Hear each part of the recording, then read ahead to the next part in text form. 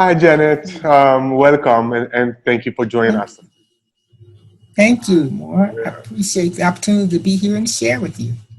Wonderful. Well, I'm very happy that, first of all, that you are joined the organization and that you're part of our amazing coaches community. And also that you took your time to talk with us and being a thought leader and a leading coach, I'm sure you have some experience to share. Before we get started, I would really love to ask a bit about yourself. Tell us about yourself, your experience, and also, maybe why you chose to partner with GrowthSpace.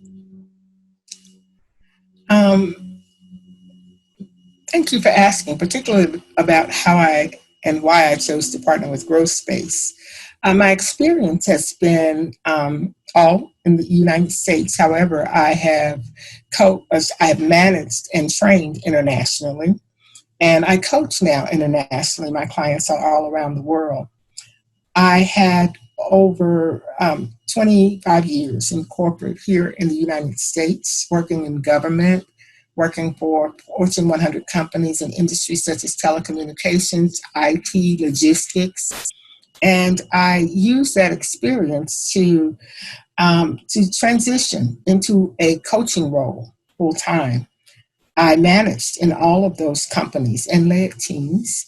And I'm a certified emotional intelligence coach and certified with the International Coaches Federation as a professional coach, so a PCC. So that's a little bit about my background. I love coaching, and I knew that I loved coaching when I was managing and when I led teams and we were successful, and also when we weren't successful, and the lessons learned from that. I chose to become a coach with Growth Space because I liked the mission. I liked my interviewer, who was you more at the time. And I really think that there's opportunity to help organizations develop the team camaraderie and collaboration that they all seek and to be successful at doing so. Again, my experience with teams led me to want to offer the skills and experiences that I've learned and share that with others. I definitely like the fact that GrowthSpace is an international company, and I really am excited about joining. Wonderful, thank you, and we are very honored and pleased to have you on board. We already have a couple of programs running, and today we're going to talk about the topic of metrics management, and more specifically, how do you collaborate with different team members on different departments. And I guess my first question would be, when you approach a challenge of building metrics management, what would be your first three questions that you ask? Um, when I ask, and I'm asking this of the team members, and I'm asking this of those who will be involved in whatever their project or the goal is, and asking each member, what's your vision for the team? What would you like to contribute? How would you like to contribute? And how would you like to receive feedback from the team, from your manager, and from me as a matrix manager? Those are the first three questions that I would ask each member of the team. And whether the member of the team were a manager leading another group, or were the member of a team someone from that team that's actually going to be a part of the matrix team to reach the outcome, I would be asking those questions because that's important for them to be heard and feel a part of the team and understand where the team is headed. Wonderful, and that would be like a leverage to your investigation on the topics, right? Mm-hmm. Mm-hmm. And let me try to focus on another question, because engaging with other teams, sometimes you can find obstacles. And I guess what I would like to ask is, what are the most repeating causes of trouble when trying to engage other departments like BD or operations or product, and how do you work on each? Good question. I think the most challenging problem is communication. And communication competing with competing objectives or goals. So in terms of handling that, again, communication is about understanding, it's about listening, it's about sharing ideas. It's two-way street. So I would approach it again with these questions in terms of understanding that they have competing goals that they're trying to reach, they have competing directives. And the first question would be, what do you do? Just really understanding what the person does and what do you need from me? Each person has different needs in order to be a part of the team. And what will you do with what I give you?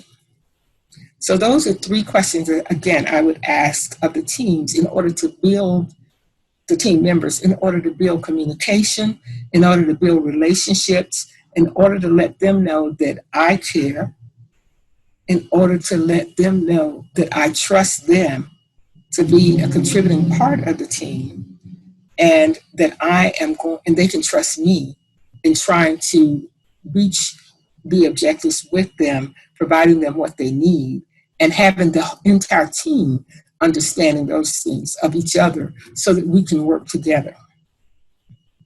We would set a common goal and again define what the desired outcomes are so that everybody has the same roadmap so that we're all going in the same direction. There's a lot of different ways you can get to the same outcome. But if we aren't all pulling in the same direction, understanding the value that we're going to contribute to that team, then it'll make it very difficult. Very nice. So I get it, because even when you're building a regular team, knowing what the other side needs and knowing what they expect and what they need from you, it's very important. And you say all the more so when you're talking with other team members from other departments, because what they're doing is by definition different than what you are doing. And you need to pay attention to them and their needs and how you support them. And then also it goes back to, like you say, having a shared goal, correct? Correct. And everybody has a role. If I take a sports analogy, I love sports. If everybody on the team is playing the same position, obviously you won't win the game. Therefore, understanding and respecting those roles, whatever that role is, because the smallest thing, and there's an old saying, the devil is in the detail. The smallest thing can derail the whole project or the whole mission. So you want to make sure that as best you can, you have involvement, you have shared goals, you have the desired outcome that the team has bought into. Not that everybody's going to agree, but does everybody buy into and understand why we're heading in this direction? And of course, listening and being able to make course corrections when someone on the team identifies that there's a need for that. So I think that's the biggest thing we can do with teams, is to have that shared vision and mission and desired outcomes. Wonderful. I think that's the best advice that you can give, because it's very practical. Now I'm going to the next question. So what is the outcome your customer can expect when it sees that when you're working on such a challenge like metrics management skills? If I'm coaching a team and helping them with matrix management skills, what they can expect from me is they will see greater collaboration.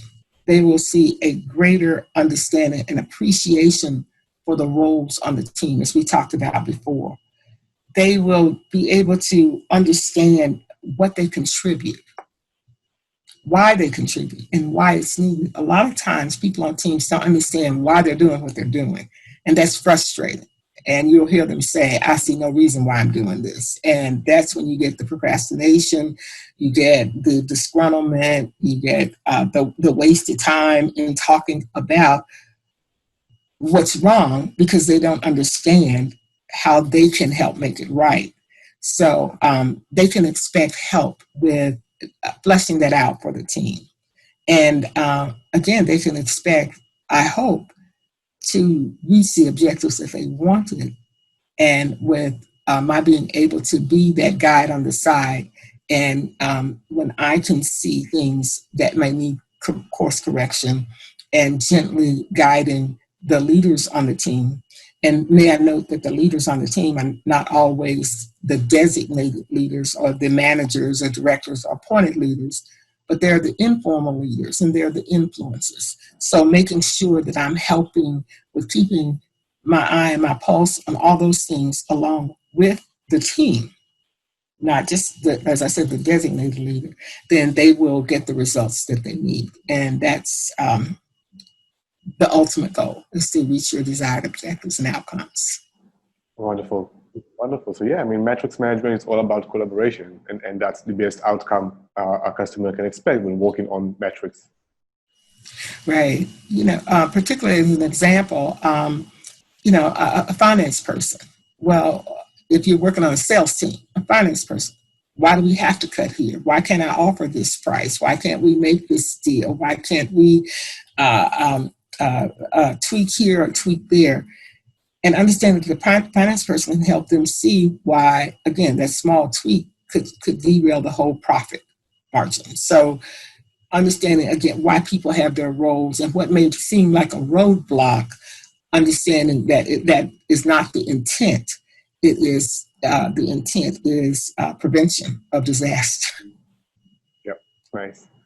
And so, yeah, I mean, if we can take to the last question, it would be, I mean, if you can give us like an example of someone that you worked with on that challenge or similar challenge to metrics management, and if you have someone from GrowthSpace that you work with, even better. But if not, any example that you might have would be very nice.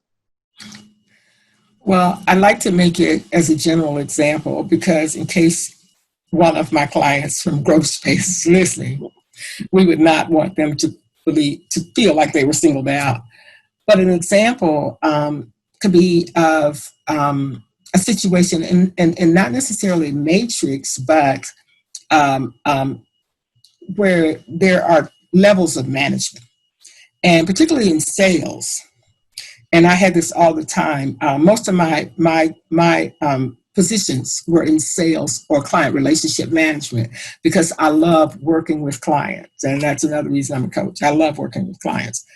And the situation happens when executives tend to believe that they need to interject themselves in the process, not only with the employees and bypassing the employee's director or manager, but also with the clients. And one of the situations that I had was there's an executive who continued to insert into the process, not allowing the director to manage the team, to show the team their leadership style, to develop that trust with the team, because the executive, of course, most people want to go to the highest person involved and for some reason believe that that is the person that can always solve their problems, which is not the case, as we know, because executives, one of their roles is to get things done through others, so they're delegating most of the time, so they're not going to solve it, or they're going to solve it without understanding the whole picture. So what I have done is work with the immediate manager to have honest conversations with the executive, and then with the team in terms of understanding what their concerns are or their reasons for bypassing the immediate manager, and having dialogue and working with the immediate manager on how they can make some changes and how they can build trust and collaboration so that it is a more cohesive team working together and bringing the executive in at the appropriate times. Nice. Wow. So it's basically, like you said, going back to communication and understanding each one's role, even if it means that showing the executive that it's not his role to insert into the process, like you said, right? Right. I think this is a great time for all of us to be able to take the advantage and the opportunity to understand how communication, empathy, compassion, collaboration really can work, because everybody is having this shared experience, but it's not the same experience for everyone. And that can help, particularly with matrix management, because again, people are listening. So using some of these questions, using some of these tactics of and taking from what's happening in the world and bringing it into the workplace, um, really is going to be helpful in terms of matrix management. And remembering, when we think that things are moving forward in the way that collectively we would like, remembering these times and what worked. Right. And with that great advice, and very human and practical one, I think we've reached the end of our interview. And I would really like to thank you again for your time and for your willingness to share your experience and share your expertise. Thank you again, and I'm sure that we will have a lot of viewers and customers seeing that and learning just by hearing you talking about these topics. Well, again, thank you for this opportunity, and it's a pleasure to work with you, and it's exciting, and I'm very happy to be a part of the GrowthSpace team. Wonderful. Thank you. We'll be in touch.